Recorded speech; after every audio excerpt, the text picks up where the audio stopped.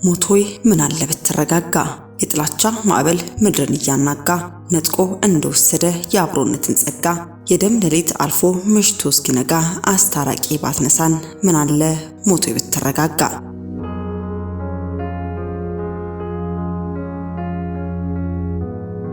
የሀገር ዋርካ የሆኑት ያዘን የተካዜን የጥበብ ቃልን ለዛን በተላበሰ አንደበት የሚናገሩት ተወዳጁ የቀድሞ የእስልምና እምነት ተከታዮች ታላቅ አባትና መሪ ሆኑት ተቀዳሚ ሙፍቲ ሐጂ ዑመር እንድሪስም ህልፈተ ህይወታቸው ተሰምቷል። ሙፍቲ ሐጂ ከህልፈተ ህይወታቸው አስቀድሞ የተናገሩት እጅግ ልብ የሚነካ ነው። ከሞታቸው በፊት ምን ብለው ነበር የሚሉትና ህልፈተ ህይወታቸውን በተመለከተ የኢፌዴሪ ጠቅላይ ሚኒስትር ክቡር ዶክተር አብይ አህመድና የባለስልጣናት መልእክቱ መነጋገሪያ ሆኗል። ጉዳዩን በተመለከተ እኛም በዝርዝር ይዘንላችኋል። በቆይታችሁ ታደምጡታላችሁ። በሌላኛው መረጃችን እግዚአብሔር አምላክ እሳምን የሚያወራርደው ሞትን በሞት ነው። ሞትን በሞት ያወራርዳል። በመግደል አትመኑ። በመግደል ጀግና አትሆኑ። ወንድምን ገለ ጀግና አትሆኑ። የዋውን ገለ ጀግና አትሆንም። ዳውን ገለ ጀግና አትሆንም። መስኪኑን ገለ ጀግና አትሆንም። አንድ ነገር ሲገጥማችሁ ወገኖቼ ሁለት ነገር አድርጉ። እግዚአብሔር ብረዳችሁ ደግሞ ምረዳችኋል። የሰው ደም በእጃችሁ አይገኝ። ያደረጋችሁት ወንጀልና ክፋት ባለን ነገር ባለን ጥበብ ባለን ስልጣን ባለን ገንዘብ ልንሸፋፍነው እንችላለን። በእግዚአብሔር ፊት ግን የሚሸፈን ነገር የለም። በህይወት መኖር የሚፈልግ ህይወት ሳይጠግብ የምትገሉ የምትቀነጥሱ ሰዎች እየቀነጠሳችሁ የብዙዎችን አንገት እየቆረጣችሁ የምትኖሩ ሰዎች እግዚአብሔርን ፍሩ። እግዚአብሔርን ፍሩ። ፍሩ ፍሩ።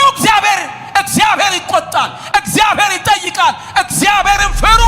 ደም መፍሰስ ይቁም ከምድርቷ ላይ። መገዳደል ይብቃ ከምድርቷ ላይ። ደም አታፍስሱ። ደም አይፍሰስ። ህይወት ክንምረጥ መንግስተ ሰማይ ሲኦል የሚባል ነገር የለም የምትሉ ተጠንቀቁ፣ ህይወታችሁን ምረጡ ሲሉም የእግዚአብሔር ሰው ፓስተር ታሪኩ ቴዎድሮስ መልእክታቸውን አስተላለፉ። መጠየቅ ሳትችሉ ክፉን አታድርጉ፣ ኃጢአት በደጃችሁ እያደባች ነው ሲሉም የእግዚአብሔር ሰው ህዝበ ክርስቲያኑ ሊያደምጠው የተገባን አስቸኳይ መልእክትን አስተላልፈዋል። የፓስተር መልእክት ምን ይሆን? ጌታስ ምን ሲል ተናገረ? ህዝበ ክርስቲያኑ ለማምለጥ ሲል ማድረግ ያለበት አስቸኳይ መልእክትስ ምንድነው? የሚሉትንም እንዲሁ በቆይታችሁ ካንደበታቸው ታደምጡታላችሁ። እስከ መረጃው ፍጻሜ አብራችሁን ቆዩ።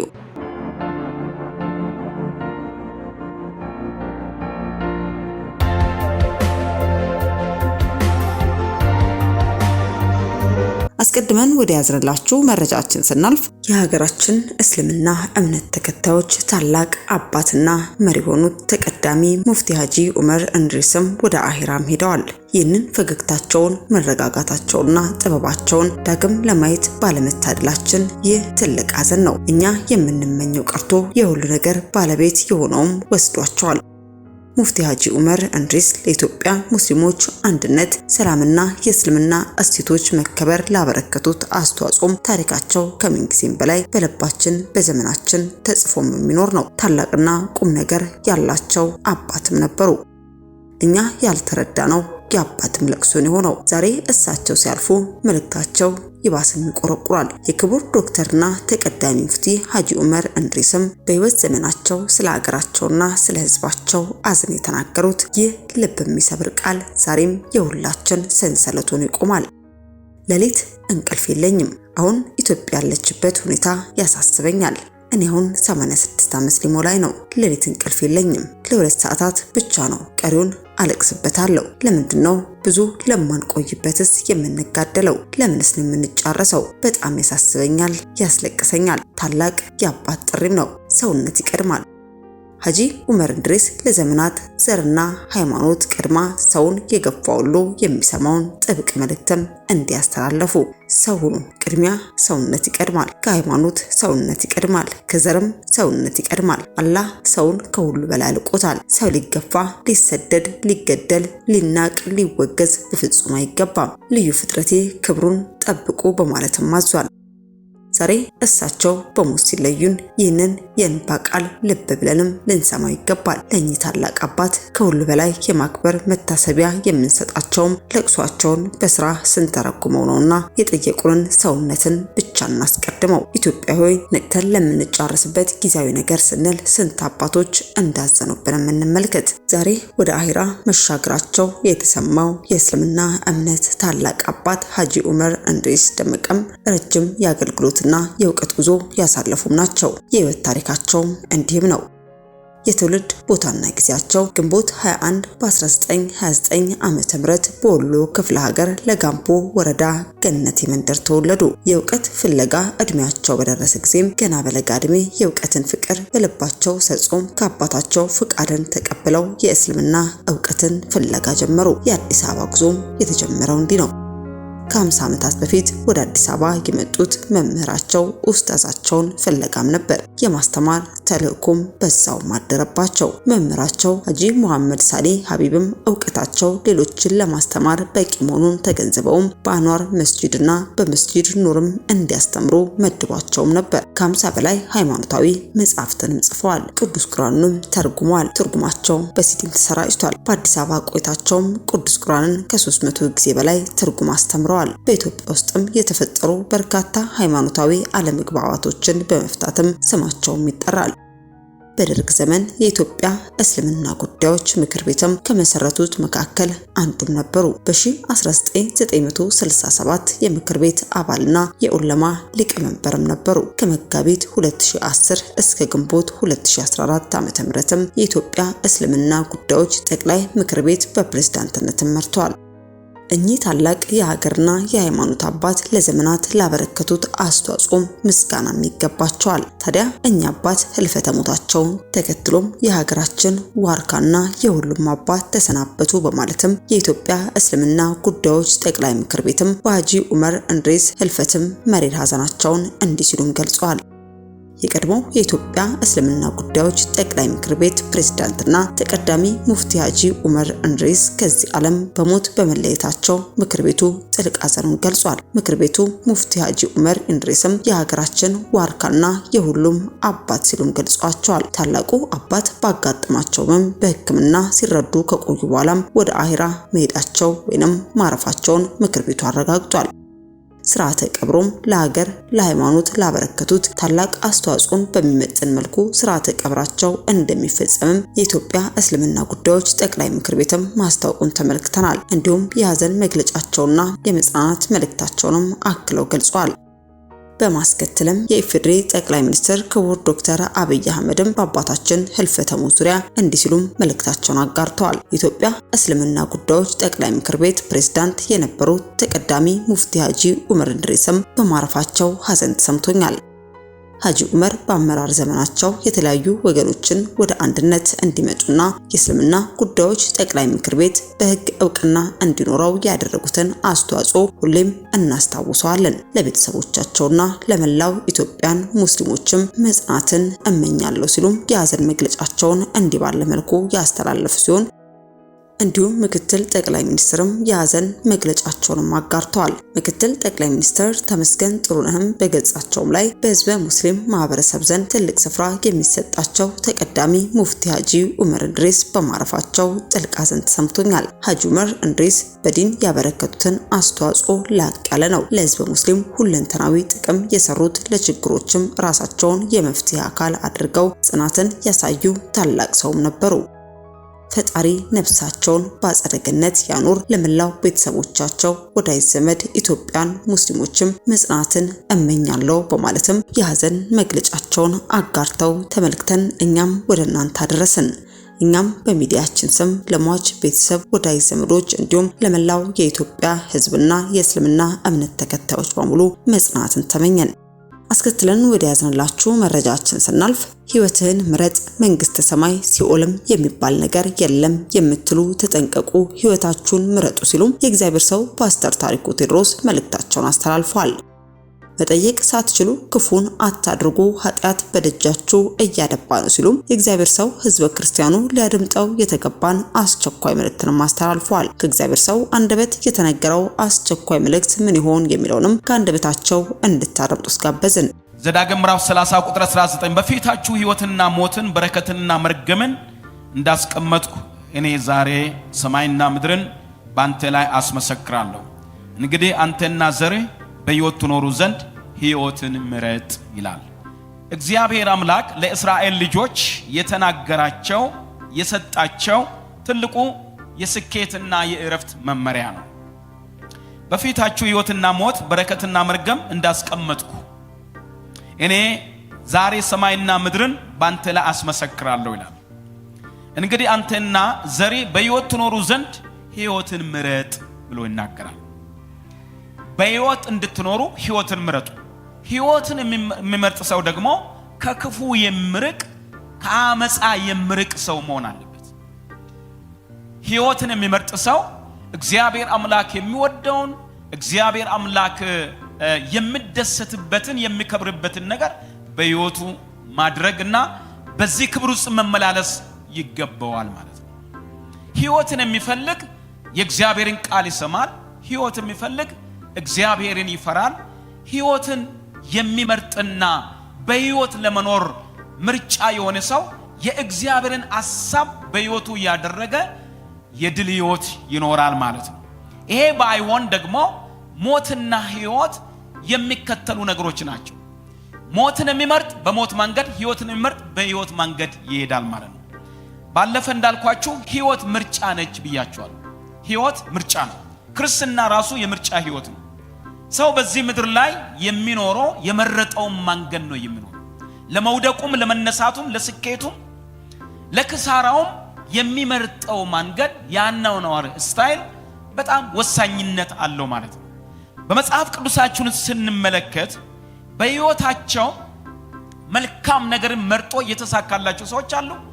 ክፉ ምርጫ መርጦ ደግሞ አደጋ ላይ የወደቁ መጨረሻቸው የጥፋት መንገድ የሆኑ ሰዎች አሉ።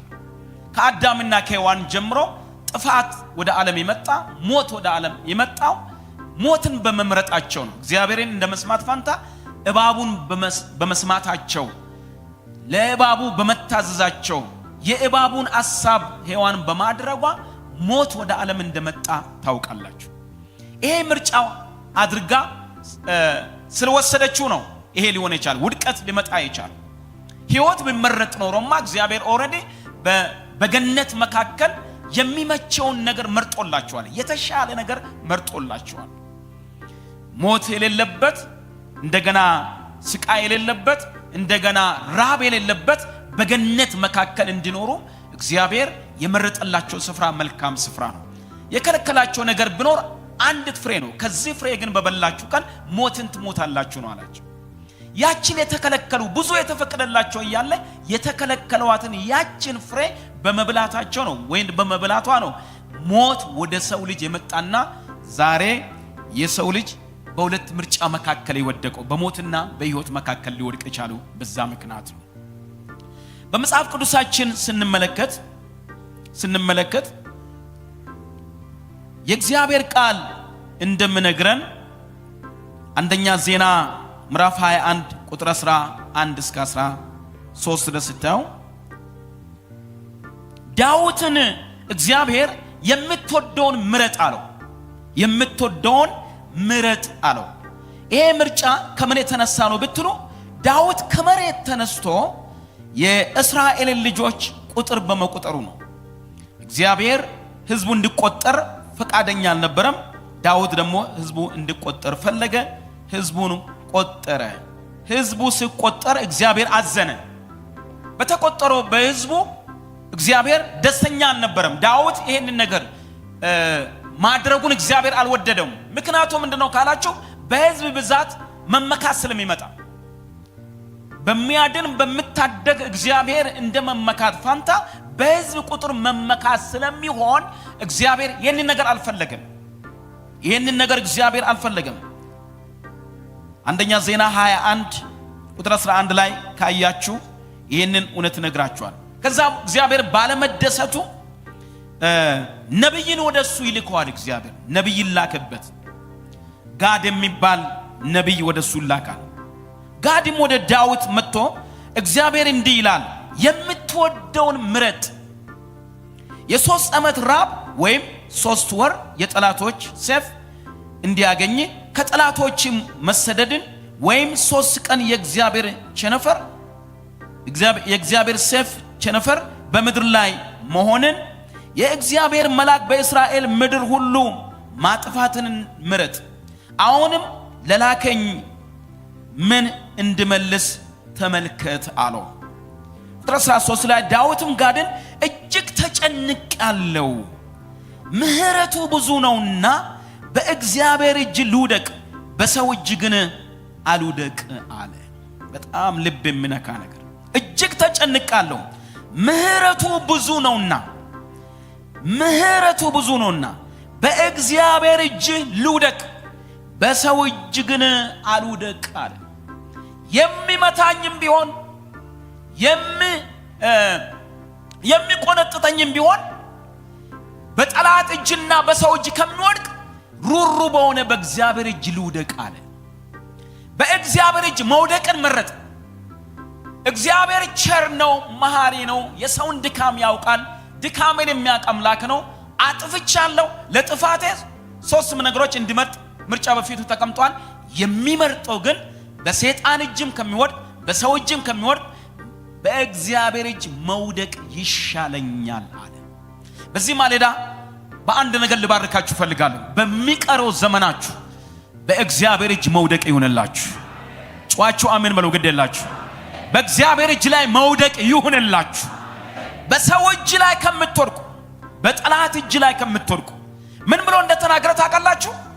እግዚአብሔር መሐሪ ነውና ምህረቱ ብዙ ነውና ምህረቱ ብዙ ነው። ምንም ባጠፋ እግዚአብሔር መሐሪ ስለሆነ ለዚህም ያበቃኝ መሪም ያደረገኝ ከአፈርም ያነሳኝ የእስራኤል መሪም እንዲሆን ያደረገኝ እግዚአብሔር በጎችን ከመከተል ያወጣኝ አምላክ መሐሪ አምላክ እሱ ስለሆነ እኔ ዛሬ የሚመርጠው የሱን እጅ ነው አለ። ቢገለኝም ቢያድነኝም እግዚአብሔርን እመርጣለሁ አለ። ግን ያስቀመጠው ነገር አለ፣ ምህረቱ ብዙ ነውና። እስኪ ጮና እግዚአብሔር መሐሪ ነው ብሎ አንድ ጊዜ አላላችሁም? ጮና እግዚአብሔር መሐሪ ነው በሉት። እግዚአብሔር መሐሪ አምላክ ነው፣ የሚምር አምላክ ነው። የሚምረውን አምላክ መረጠ፣ የሚያከብረውን አምላክ መረጠ። ምርጫውን በእግዚአብሔር እጅ ላይ አደረገ። በእጁ ላይ ልውደቅ አለ። ሞታችሁን ለሚፈልግ ውድቀታችሁን ለሚፈልግ በጠላት እጅ ከመውደቅ እግዚአብሔር ዛሬ ይታደጋችሁ። ቤታችሁን ዛሬ ይታደግ። ተበትናችሁ ማየታችሁን የሚፈልግ መውደቃችሁን የሚፈልግ መጥፋታችሁን የሚፈልግ በዙራችሁ የሚዞር ቀን የሚጠብቅላችሁ ጊዜ የሚጠብቅላችሁ ክፉ ሰዎች ቢሆኑ አውሬ ጠላት ቢሆን እግዚአብሔር አምላክ ዛሬ ከነዚህ ክፉ እጆች ይታደጋችሁ። ጫዋችሁ አሜን በሉ። ይታደጋችሁ። እየባረኳችሁ ነው። ጫዋችሁ አሜን በሉ። ዛሬ በናዝሬቱ በኢየሱስ ክርስቶስ ስም ሊያጎሳቁል እጁን የዘረጋ እባብ የተመታ ይሆን። ልጆችን ሊመታ የወጣ የተመታ ይሆን። ቤትን ሊመታ የወጣ የተመታ ይሆን። አሜን በል። የተመታ ይሆን። ዘመንን ሊያጨልም የወጣ እባብ የተመታ ይሆን። ዛሬ ወገኖቼ ወይ በእግዚአብሔር እጅ መውደቅ እንዴት ደስ ያሰኛል። ቁጣውም ቢሆን ፈውስ ነው። ብቆጣም እግዚአብሔር የፈውስ አምላክ ነው። እግዚአብሔር ብቀጣም ትክክል ነው። የእግዚአብሔር ቅጣትና የጠላት ቅጣት በጣም ይለያል። ጠላት ስቀጣ አይራራልም። እግዚአብሔር ግን አባት ነው። እግዚአብሔር ግን መሐሪ ነው። ሊያስተካክል ይቀጣል። እግዚአብሔር ሊመልስ ይቀጣል። ሰው ሊያደርግ ይቀጣል። ጠላት ግን የሚቀጣል ሊያጠፋ ሊያዋርድ ነው። አይታችኋል ሳምሶንን እንዴት እንደቀጣ። ሳምሶንን ጠላት የቀጣው 2 አይኖቹን በማውጣት ነው። እያዋረዱ ነበር፣ እየሰደቡት ነበር። ወደ ነበረበት ክብር እንዳይመለስ ነበር ያዋረዱት ነበር። ምርጫችሁ በዚህ ዘመን እግዚአብሔር ይሁን ወገኖች ወይ ምንም ነገር ቢኖራችሁ በጣም ወዳችኋለሁ የሚል ቢኖር ምንም የጎደለኝ ነገር የለም የምትሉ ብትኖሩ በእናንተ ዘመን እነግራችኋለሁ ጨለማ እንዳለ ሁሉ ብርሃን አለ፣ ብርሃን እንዳለ ሁሉ ጨለማ አለ፣ ሞት እንዳለ ሁሉ ሕይወት አለ፣ ክብር እንዳለ ሁሉ ውርደት አለ፣ ደስታ እንዳለ ሁሉ ሐዘን አለ። የምንኖርበት ምድር በዚህ መካከል ነው። 2 ምርጫ ባለችበት ምድር መካከል ነው የምንኖረው። በሕይወታችሁ ዘመን ሙሉ ብትሳሳቱ እንኳን እንደ ዳዊት በእግዚአብሔር እጅ መውደቅ ይሆንላችሁ።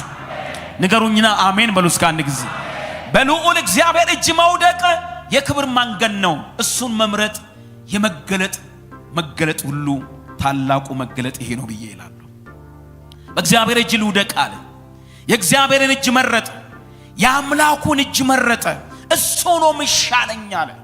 ምርጫዬ እግዚአብሔር ነው አለ። የሕይወትን መንገድ፣ የክብርን መንገድ፣ የደስታን መንገድ፣ የስኬትን መንገድ፣ የምህረትን መንገድ መረጠ። ያ ነው ዳዊትን ልዩ የሚያደርገው። መጽሐፈ ኢዮብ ምዕራፍ 34 ቁጥር 4 ላይ ኢዮብ እንደዚህ ይላል፣ ቅን የሆነውን ነገር እንምረጥ ይላል፣ መልካሙን ነገር እንምረጥ ይላል። ቅን የሆነውን ነገር፣ መልካም የሆነውን ነገር እንምረጥ በሕይወታችን ይላል። ቅንነት እግዚአብሔርን ደስ ያሰኛል። የመልካም ነገር ሁሉ ምንጭ ራሱ እግዚአብሔር ነው። አንድ ሰው መልካም ነገር ካደረገ ከእግዚአብሔር መንፈስ አራቀም ማለት ነው። አንድ ሰው ቅንነት የሞላበት ሕይወት የሚራመድ ከሆነ ፈራ እግዚአብሔር አለው ማለት ነው። እና ቅንን ነገር እንምረጥ፣ መልካሙን ነገር እንምረጥ ብሎ ለምን በሕይወት ለመኖር ይሄ በጣም አስፈላጊ ነው ማለት ነው። ምሳሌ 3:31 ላይ እንደዛ ነው። ምን በግፈኛ ሰው አትቅና፣ መንገዱንም ሁሉ አትምረጥ ይላል። በግፈኛ ሰው አትቅና፣ ስለተሳካለት አትቅና። በግፍ ነው የሰበሰበው ማለት ነው። በማስለቀስ ነው የሰበሰበው ማለት ነው። ሀብት ብኖሮ በረከት በቤቱ አለ ቢባል ግፈኛ ከሆነ ያ ሰው ግፈኛ ከሆነ የግፍ ሰው ነው ማለት ነው። ደም በእጁ አለ ማለት ነው። ስለዚህ ደም በእጁ ባለ ሰው አትቅና፣ እንዳከለ በእንቁ አትበል። መንገዱንም ደግሞ አትምረጥ። ምን ለማድረግ የሚሄድበት መንገድ ሀብትን ለመሰብሰብ የሚሄድበት መንገድ፣ የሚመርጣቸው መንገዶች አንተ አትምረጥ። የሕይወት መንገድ አይደለም፣ የክብር መንገድ አይደለም ብሎ ይላል። እሱ የእረፍት መንገድ አይደለም፣ እረፍት አይሰጥም። አትምረጥ ይላል። ብዙ ጊዜ ሰዎች ታውቃላችሁ ይወቅሷቸዋል። አንተ ሞኝ ስለሆንክ ነው እንጂ እና ከላይ ያሉልህ ሞኝ ስለሆንክ ነው እንጂ እንዲህ ብታደርግ ሞኝ ስለሆንክ ነው እንጂ በእግሬ ብቻ ስለምትሄድ ነው እንጂ እንግዳውስ በምን ይኬዳል? እስኪ አጠገባችሁ አለ ጨበጥ አድርጉና ሰው በምን ይሄዳል በሉት፣ ነካ አድርጉት። አልመለሳችሁም። ሰው በምን ይሄዳል? ጠይቁ። ሰው በምን ይሄዳል? እሺ መልሱልኝ። ሰው በምን ይሄዳል? በምን ይሄዳል? በምንድን ነው የሚሄደው? በእግር ነው የሚሄደው። ሰው በእግር ነው የሚሄደው። እግዚአብሔር እግርን የፈጠረ በእግር እንድትሄድ ነው። ነገር ግን አንዳንድ ሰዎች እንደ ስኬት መንገድ የቆጠሩ አንተ በእግር ብቻ ስለምትሄድ ነው፣ አንቺ እኮ በእግር ብቻ ስለምትሄጂ ነው የማይሳካልሽ። በእጅ መሄድ አለብሽ። በእጅ መሄድ አለብህ። ምን ማለት? ጉቦ መስጠት አለብህ። የአመፅን ሀብት ለመሰብሰብ፣ የክፋትን ሀብት ለመሰብሰብ ያንን ማድረግ አለብህ። ይህንን ካላደረክ ሊያልፍልህ አይችልም። መንገዳቸውን እንድንመርጥ ይፈልጋሉ። መንገዳቸውን በታላቅ ቅናሽ ይሸጡልናል። የአመፅን መንገድ፣ የክፋትን መንገድ። አንድ ነገር ነገራችሁ ወገኖች ሆይ፣ በዚህ ምድር መቼ ስትኖሩ እግዚአብሔር አምላክ የምትበሉትና የምትጠጡትን ነገር አያሳጣችሁ። ማን ነው አሜን የሚል? ዛሬስ እግዚአብሔር ላብህን ይባርክልህ። አሜን በሉስ። ማን ነው አሜን የሚል? ዛሬስ ላባችሁ የተባረከ ይሁን። እግዚአብሔር በስራችሁ ይባርካችሁ ወገኖች። በእግር መሄድን አቁመ በእጅ እየሄድክ ብልጽግናን ከምትሰበስብ ነገም ደግሞ ከምትዋረድ በጎ ሕሊና እያጣም ስደነግጥ ከምተኛ እግዚአብሔርን በቀና መንገድ ሕይወት የሚገኝበት ንጽህና ያለበት ሰው ያልተበደለበት እግዚአብሔር ያላዘነበት አካሄድ መልካሙን መንገድ የቅንነት መንገድ በእጅ ሰርተ በላቢ ደክመ ካለ ያካፈልክ ትኖሩ ዘንድ እግዚአብሔር አምላክ በዚህ ማለዳ ይባርካችሁ። ዛሬ የበረከት ቀን ይሁንላችሁ። አሜን በሉስ። በዚህ ትባረኩ ዘንድ እግዚአብሔር ይመክራችኋል። ይሄ ሕይወት መንገድ ነው። በቃ ይሄ ስትመርጡ ጥሩ ነው። የግፈኛ ሰው መንገድ አትምረጥ፣ መንገዱንም አትውደደው። ለምን? መጨረሻ ላይ እግዚአብሔር ጠያቂ ነው። እግዚአብሔር ወደ ፍርድ ያመጣዋል፣ ይጠየቃል ይላል። አንዳንድ ሰዎች ስለ ዘላለም ሕይወት ምንም ግድ የላቸውም። እኔ በምድር ይመቸኝ ስለ ነገ ምን አውቃለሁ ይላል። ምን አውቃለሁ እኔ መንግስተ ሰማያት ይኖር አይኖር ምን አውቃለሁ? በቃ በዚህ ምድር ይመቸኝ የሚፈልገው ነገር ላገኝ እንጂ ስለ ነገ ማሰብም የለብኝም ይላል። ወገኖቼ ወይ መንግስተ ሰማያት የሚባል በልጁ በኢየሱስ ክርስቶስ ደም የተዘጋጀችልን አገር አለች። ሲኦል የሚባል ደግሞ ጥፋተኞችና ኃጢአተኞች የሚቀጡበት ስፍራ አለ። ይሄንን ማወቅ በጣም አስፈላጊ ነገር ነው። ስለዚህ በመናደርጋቸው ነገሮች ሁሉ እየተጠነቀቅን መሄድ በጣም ተገቢ ነው። ዘፍጥረት ምዕራፍ 4 ስትመለከቱ ሁለት ወንድማማቾች የመረጡትን ምርጫ ላሳያችሁ ፈልጋለሁ። ዘፍጥረት ምዕራፍ 4ን አውጡ። ቁጥራን እንደዚህ ይላል። አዳም ሚስቱን ሔዋንን አወቀ፣ ጸነሰችም፣ ቃየንን ወለደች። እርሷም ወንድ ልጅ ከእግዚአብሔር አገኘው አለች። ደግሞ ወንድሙን አቤል ወለደች። አቤል በግ ጠባቂ ነበር፣ ቃየን ምድርን የሚያርስ ነበር። ከብዙ ቀን በኋላም ቃየን ከምድር ፍሬ ለእግዚአብሔር መስዋዕትን አቀረበ። አቤል ደግሞ ከበጎቹ በኩራትና ከስቡ አቀረበ። እግዚአብሔርም ወደ አቤልና ወደ መስዋዕቱ ተመለከተ። ቃየንና ወደ መስዋዕቱ ግን አልተመለከተም። ቃየን እጅግ ተናደደ፣ ፊቱን ጠቆረ። እግዚአብሔርም ቃየንን አለው፣ ለምን ተናደድክ? ለምንስ ፊትህ ጠቆረ? መልካም ብታደርግ ፊትህ የሚበራ አይደለምን? መልካም ባታደርግ ግን ኃጢአት በደጅ ታደባለች፣ ፍቃዷን ወደ አንተ ነውና አንተ ግን በእርሷ ላይ ንገስባት። ቁጥር 8 ቃየንም ወንድሙን አቤልን ና ወደ ሜዳ እንሂድ አለው። በሜዳም ሳሉ ቃየን በወንድሙ በአቤል ላይ ተነሳበት፣ ገደለው። እግዚአብሔርም ቃየንን አለው፣ ወንድሜ አቤል ወዴት ነው? እርሱም አለ፣ አላውቅም፣ የወንድሜ ጠባቂው እኔ ነኝን አለው። ምን አደረገ? የወንድሜ የደሙ ድምፅ ከምድር ወደ እኔ ይጮዋል አለ። እነዚህ ሁለት ወንድማማቾች ናቸው። ገና በምድር ላይ ከተፈጠሩት 4 ሰዎች ናቸው። ማለት እናትና አባቱ አሉ። እነዚህ ሁለት ወንድማማቾች ደግሞ አሉ፣ አቤልና ቃየን። እነዚህ የተወለዱ አቤልና ቃየን የየራሳቸው ስራ ድርሻ አላቸው። አንዱ ከብት የሚያረባ ነው፣ አንዱ ደግሞ ምድር የሚያርስ ነው። ሁለቱም ካላቸው ነገር ለእግዚአብሔር መስዋዕት ሲያቀርቡ እንመለከታለን። መስዋዕቱን ሲያቀርቡ እግዚአብሔር አምላክ የአቤልን መስዋዕት ተቀበለ፣ የቃየንን ግን አልተቀበለም። የቃየንን ባለመቀበሉ ቃየል ስናደድ ታላችሁ፣ እጅግ በጣም ስናደድ ታላችሁ፣ ስቆጣም ታላችሁ። የተናደደው በማን ላይ ነው? ጥያቄ በማን ላይ ነው ብትሉ የተናደደው በወንድሙ ላይ ነበር። እግዚአብሔር መስዋዕቱን ካልተመለከተ ራስን ማየት የራስ ጉዳይ ነው። ለምንድነው መስዋዕትን እግዚአብሔር ያልተቀበለው? ምን የጎደለ ነገር አለ? ምን ክፋት አደረኩ ብሎ ራስን መጠየቅ አንድ ነገር ነው። ራሱን እንደመጠየቅ ፋንታ እግዚአብሔር የወንድሙን የአቤልን መስዋዕት ስለተቀበለ ወንድሜ ያቀረበው መስዋዕት እግዚአብሔር ተቀብሎታል ብሎ በወንድሙ ላይ ቀናና ስናደርታላችሁ፣ ስቆጣታላችሁ፣ ስከፋታላችሁ። የመረጠው መንገድ በጣም የክፋት መንገድ ነው። ራሱን ማየት አልፈለገም።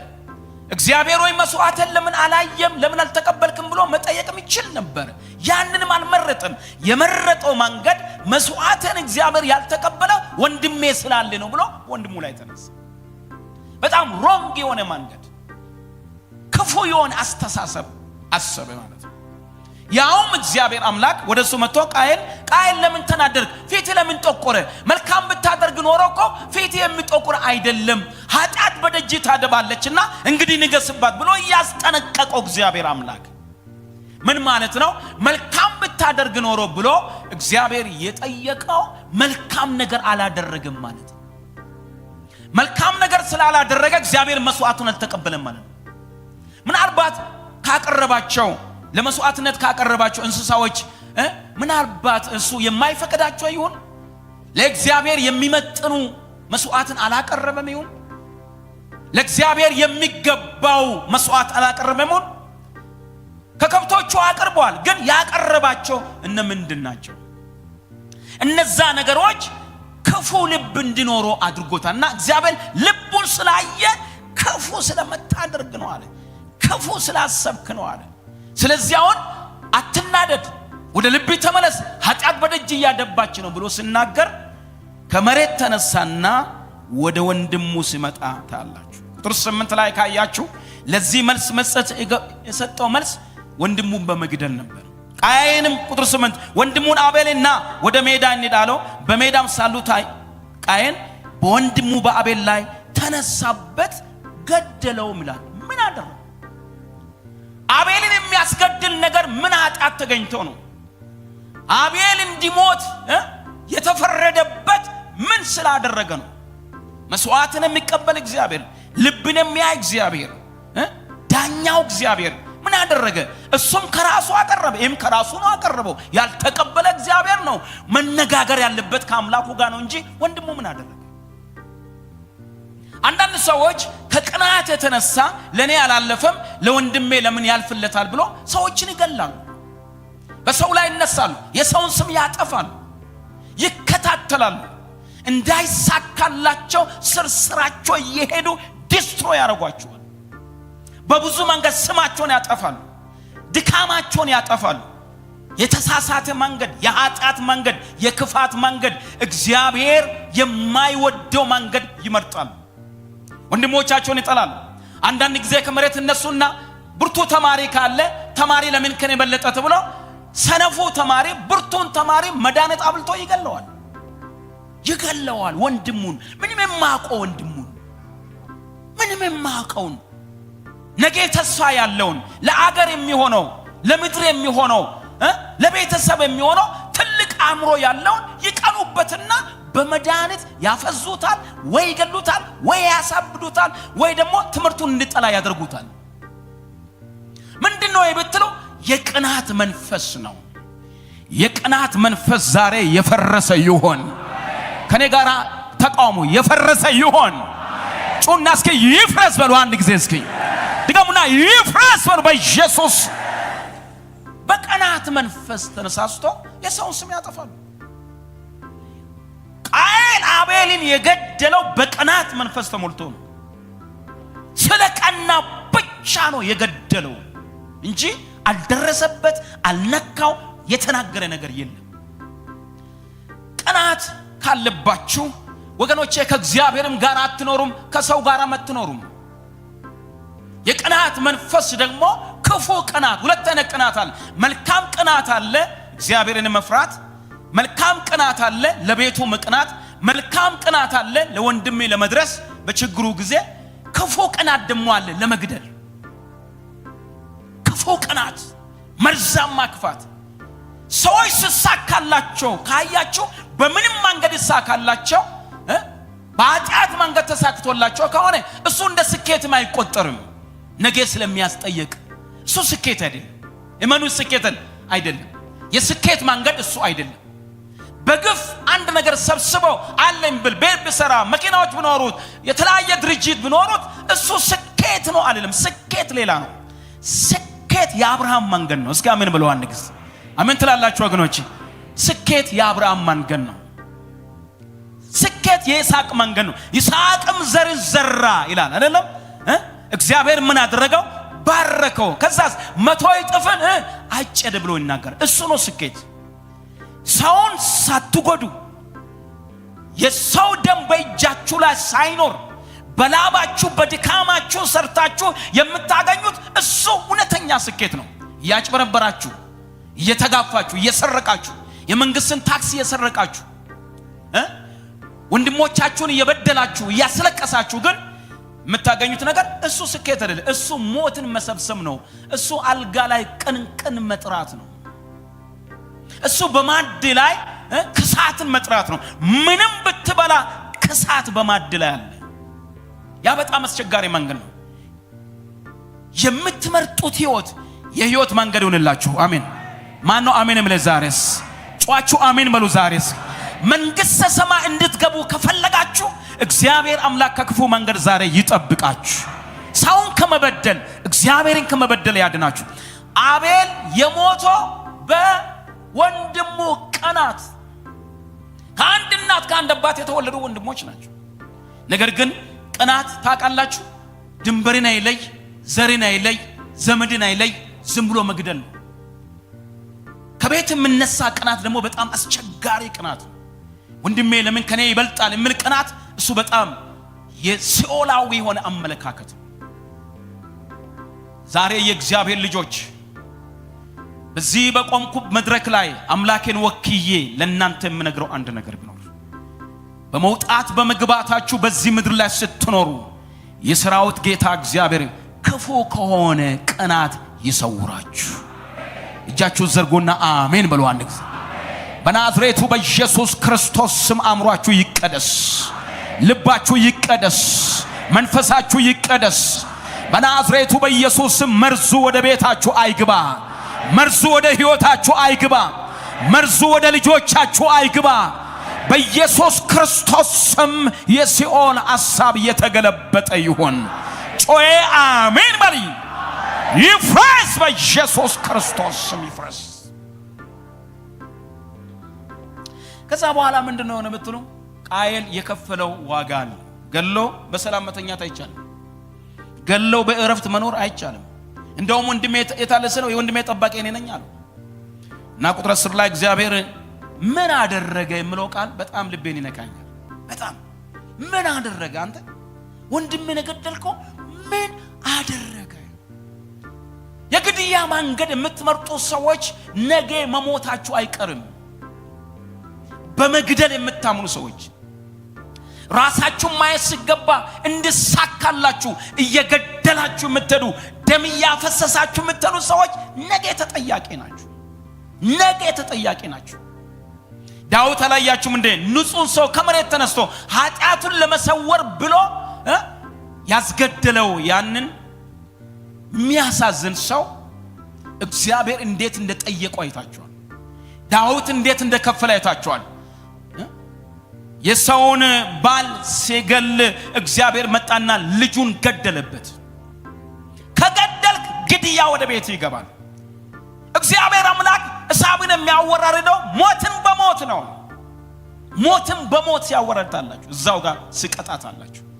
በመግደል አትመኑ፣ ደም በማፍሰስ አትመኑ። በምንም አይነት በተለይ ክርስቲያኖች ጌታን እናውቃለን የምንል እግዚአብሔር ለኔ ተዋጊ ነው የምትሉ፣ እግዚአብሔር ለኔ ጠበቃ ነው የምትሉ፣ እግዚአብሔር ለኔ እረኛዬ ነው የምትሉ፣ እግዚአብሔር ለኔ መኖሪያዬ ነው የምትሉ የሚመካ በእግዚአብሔር ይመካ። ማን ነው ጮህ አሜን እምለ? ዛሬስ የሚመካ በማንም መካ? በእግዚአብሔር ይመካ። መግደል ስለቻልክ ብቻ አትግደል። መስበር ስለቻልክ አትስበረው። ራራለት። ያጎዳና አትምረጥ። ክፉ ነው። አትምረጥ። በጣም ክፉ ነው። ቁጥር 12 ላይ እንደዚህ ያለው እግዚአብሔር ለቃየል ምድርን ባረስክ ጊዜ እንግዲህ ኃይሏን አትሰጥም፣ በምድር ላይ ኮብላይና ተቅበዝባዥ ትሆናለህ። ለምን? ወንድምን ገለ በሰላም ልተኛ አትችልም። የመረጥከው የህይወት ምርጫ የተሳሳተ ነው። አንተ እሱን ገለ አርፈህ አትኖርም። ትቅበዘበዛለህ፣ ተቅበዝባዥ ትሆናለህ። እንቅልፍ አተኛም፣ ከምትበላው አትረካም፣ በምትለብሰው አትደሰትም፣ በምትነዳው ደስታ አይኖርም። ተቅበዝባዥ፣ ከራሱ ጋር የተጣላ፣ ከእግዚአብሔር ጋር የተጣላ፣ ከሰው ጋር የተጣላ ወንጀለኛ ትሆናለህ። ፖሊስ ባያስር፣ ህግ ጠይቆ እስር ቤት ባያስገባ፣ የህግ እስረኛ ባትሆን የህሊና እስረኛ ትሆናለህ። የህሊና እስረኛ ደግሞ ከባድ ነው፣ እጅግ በጣም ከባድ ነው። ወንድምን ገለ አትቀመጥም፣ ኮብላይና ተቅበዝባዥ ትሆናለህ። እግዚአብሔር አምላክ እንደዛ አለ። እንግዳውስ ከእንግዲህ በኋላ ፍሬ አታገኝም። በምሰራ ስራ ፍሬ አታገኝም። ታርሳለህ፣ እርሻ አይባረክም። ትነግዳለህ፣ አታተርፍም። ምንም ነገር ብታደርግ በረከት ከቤት ርቋል።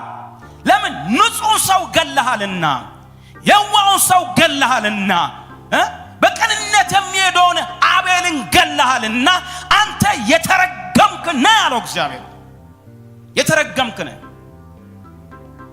እርግማን በቤቴ አለ፣ እርግማን በሕይወቴ አለ ብሎ አለው። ተቅበዝባዥ ትሆናለህ። ተቅበዝባዥ ትሆናለህ። ቁጥር 14 እነሆ ዛሬ ከምድር ፊት አለ አሳደርከኝ፣ ከፊትም እሰወራለሁ፣ በምድር ላይም ኮብላይና ተቅበዝባዥ እሆናለሁ፣ የሚያገኘኝ ሁሉ ይገለኛል ማለት ጀመረ እሱ ራሱ። የሚያገኘኝ ሁሉ ሳሩ ቅጠሉ ሳይ ልገለኝ ነው። ለምን? ስለገደለ። ለዚህ ነው መጽሐፍ ቅዱስ ቀኝም ቢመቱ ግራይና ዙርለት የሚል።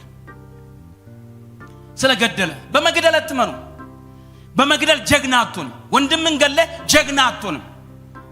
የዋውን ገለ ጀግና አትሆንም። ዳውን ገለ ጀግና አትሆንም። ምስኪኑን ገለ ጀግና አትሆንም። መንገድ ላይ ስለቆመ ብቻ እንድሳካልህ ገለ ስኬት ለማምጣት ብትል ረፍት አይኖርም። እነግርሃለሁ። ያ የጽድቅ መንገድ አይደለም። ያ የክርስትና መንገድ አይደለም። ያ የህይወት መንገድ አይደለም። በዚህ መንገድ ህይወት አይገኝም። ስኬትም የለም፣ ደስታም ሊኖር አይችልም። እግዚአብሔር ተቅበዝባዥ ትሆናለህ አለ። እቅበዘበዛለሁ አለ እሱ ራሱ። የሚያገኘኝ ሁሉ ይገለኛል አለ። መጽሐፉ እንደምናገረው ሰው የዘራውን ያንኑ ያጭዳል ማለት ይሄ ነው። ያ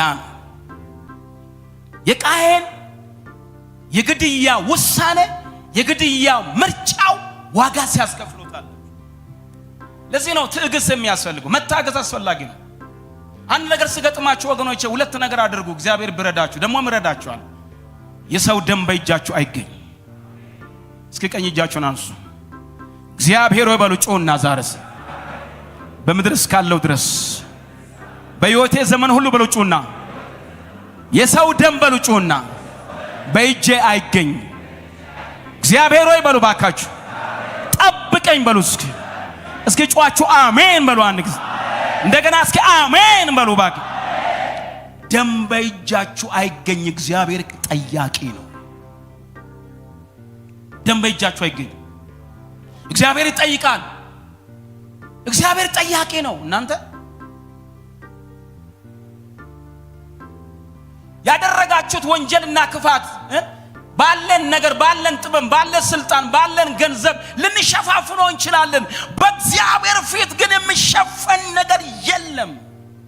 አይሸፈንም። በእግዚአብሔር ፊት በምንም አይነት አይሸፈንም።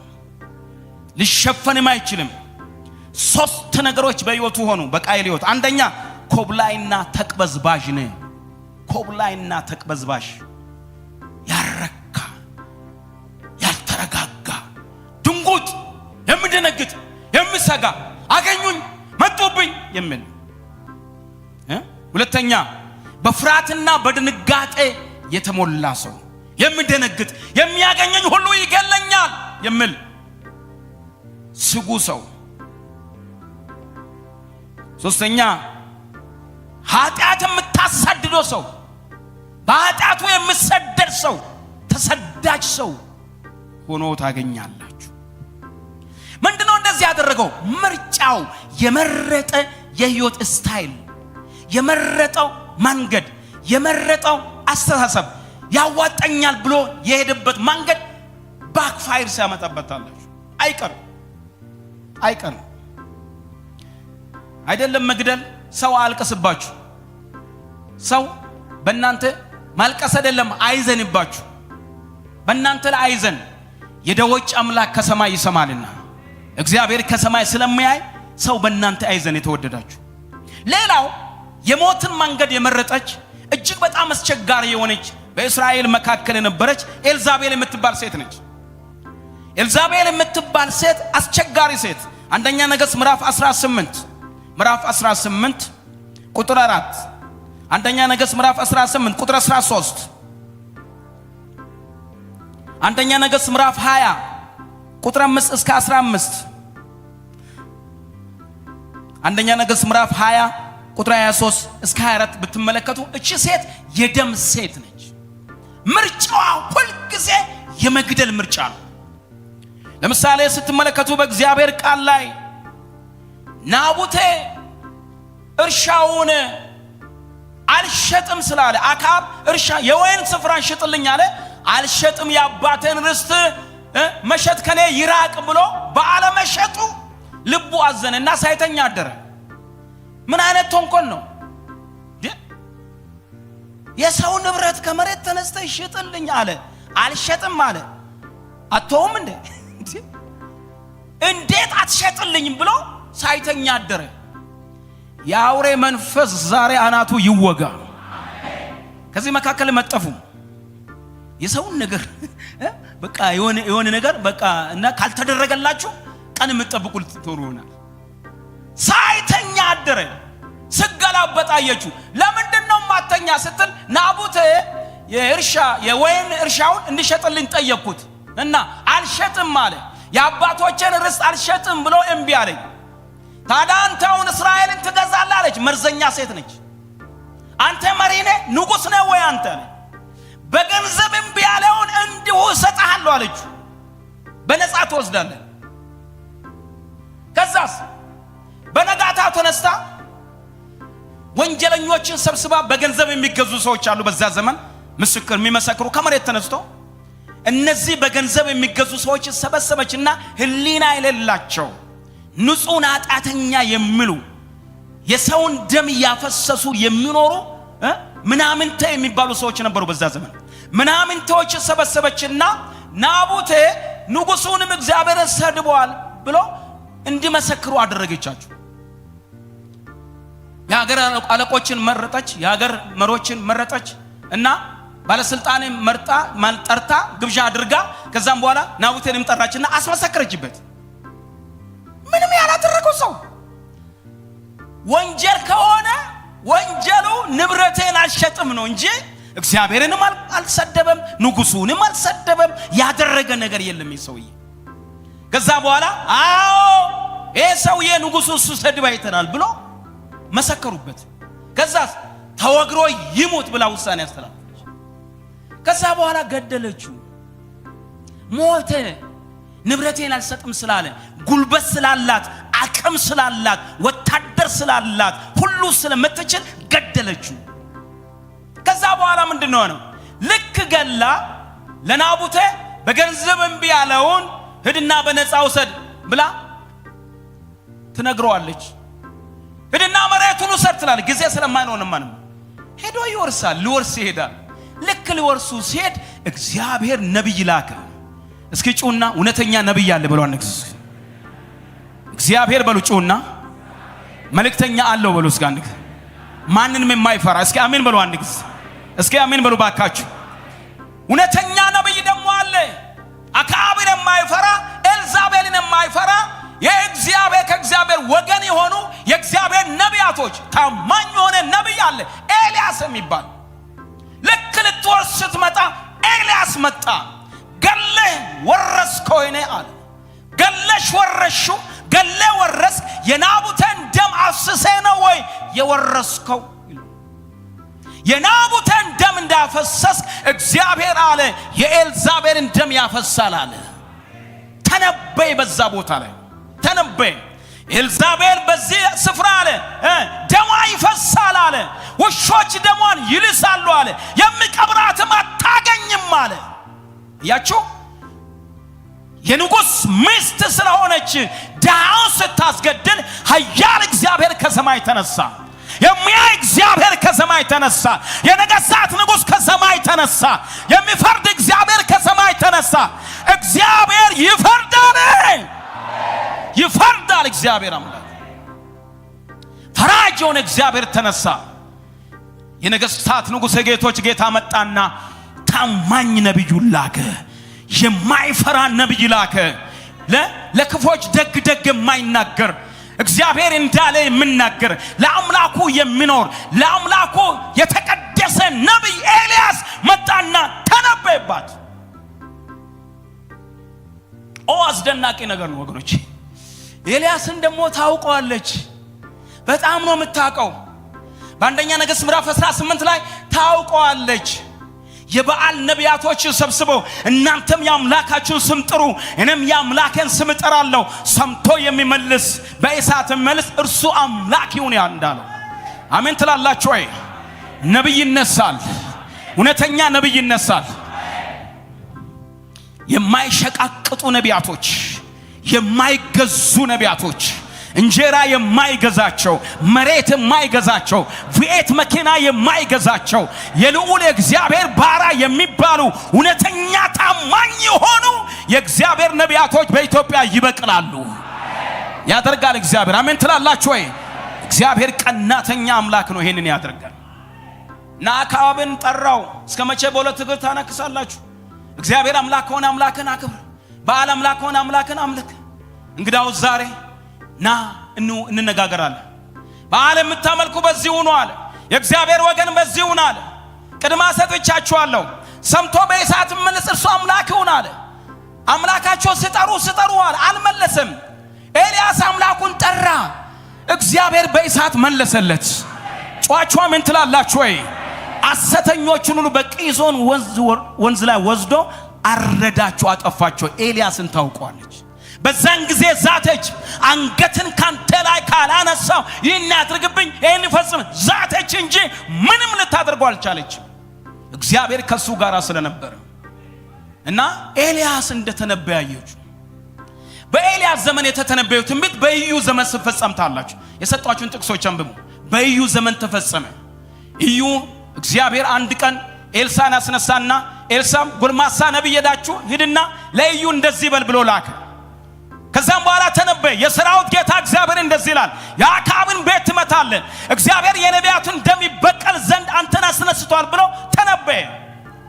የሰራዊት ጌታ እግዚአብሔር ምን አደረጋት? አክዓብን ይከተለ ነበር ኢዩ፣ ኤልዛቤልን ይከተለ ነበር ኢዩን እግዚአብሔር ነጥሎ አወጣ። እግዚአብሔር ቀብቶ አወጣ። አይጓስ ከደመቼንያ ኢየሱስ ያድናል። አሜን ትላላችሁ ወገኖች ሆይ? ለጠላት የማይገዙ እግዚአብሔር ቀብቶ ያስነሳል። ዛሬ እግዚአብሔር ይለያል። አሜን። መዛርስ ለይቶ የሚያወጣቸው ነቢያቶች አሉ። ኢየሱስ ያድናል ለዘላለም።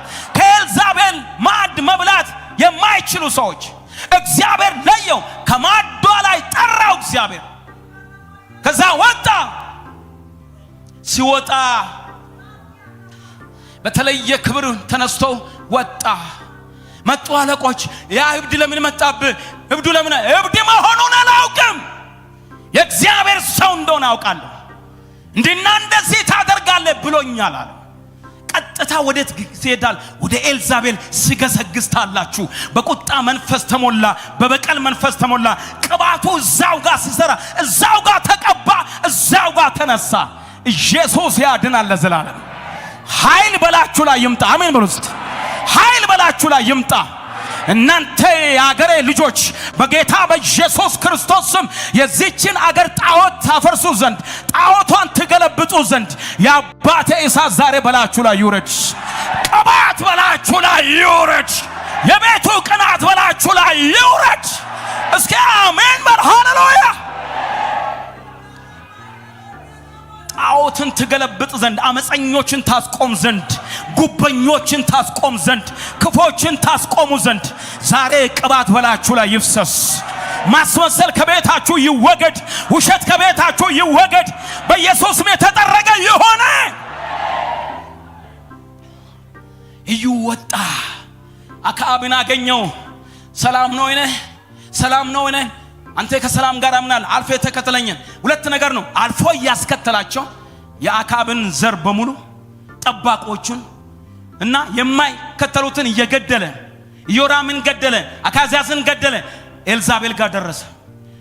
ኤልዛቤል ጋር ሲደርስ ነቢያቶቿ ወይም ደግሞ ጠባቆቿ ማን ነው እየመጣ ያለው? እዩ ይመስላል የዘምሪ ልጅ እዩ ነው ብሎ ሲነግሯት ተኳኳለ። ይችላል ልታሳስቶ ያንን ኃይል ልታስጥለው፣ ያን ሞገሱን ልታስጥለው፣ ያንን ቅባቱን ልታስጥለው ተኳኳለች። አይኑን ተኳኩላ ጠበቀችው። እነግራችኋለሁ ከላይ ሆነው በምንም አይሸነፍም። ማን ነው አሜን? ለዛሬስ ሁለት ተቀቡ ተገናኙ። በአጋንንት ተቀባች ኤልዛቤል፣ በእግዚአብሔር ተቀባ እዩ። ሁለቱ ሲገናኙ ታላችሁ። ተኳኩላ ጠበቀችው ልታሰናክለው። እግዚአብሔር እሳት ከሱ ጋር ነበረ። የእግዚአብሔር እጅ ከሱ ጋር ነበረ። የእግዚአብሔር ክብር ከሱ ጋር ነበረ። እግዚአብሔር ሊበቀል ወጥቷል። እስራኤልን ሊያጸዳ ወጥቷል። እግዚአብሔር አምላክ ቀጥታ ሲሄድ ሰገነት ላይ ቆማ ስትናገር እዩ ልነካት አልፈለገም። ማን ነው ከኔ ጋር አለ ብሎ ሲናገር ሁለት ጎረምሶች ወጡ ከሰገነቷ ላይ ወረወሩና ወደ ታች ወረወሯት አለ። እንደ ወረወረችው ተወረወረች። ናቡቴን እንደወረወረችው የእግዚአብሔር ነቢያት እንደወረወረችው የእግዚአብሔር አገልጋይ እንደወረወረችው ወረወራት አለ። ወረወራት። መጽሐፉ እንደዚህ ይላል ደሟ በግድግዳ ላይ ተረጨ ይላል።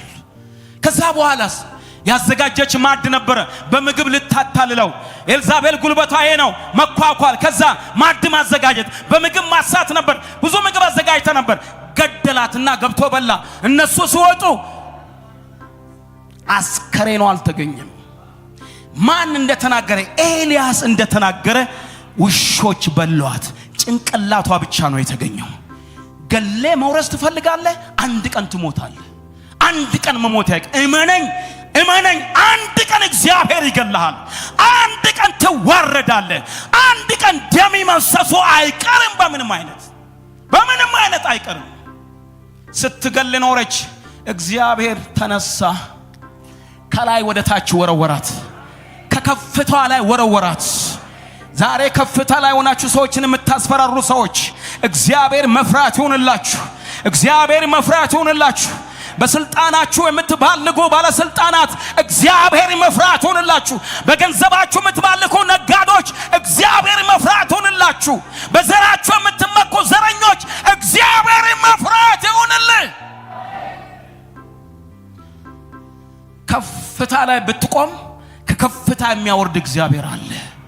እግዚአብሔር የበቀል አምላክ ነው ብሎ ጨበጥ አድርገና አጠገበ። እግዚአብሔር የበቀል አምላክ ነው። ደሟ ፈሰሰ፣ አበቃላት። ምርጫችሁ ምንድነው?